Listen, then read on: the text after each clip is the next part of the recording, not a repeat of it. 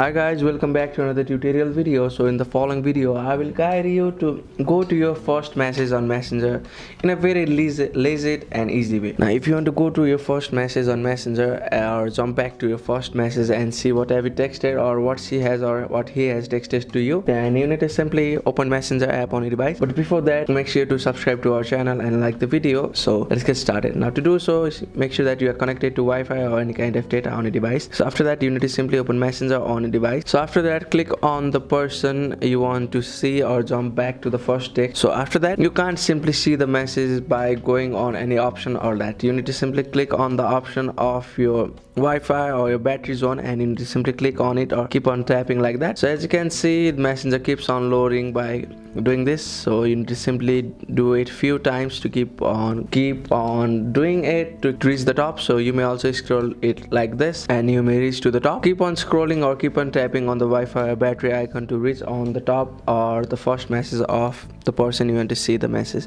So that's it. Thank you for watching the video. Please don't forget to like the video and subscribe to our channel. Thank you.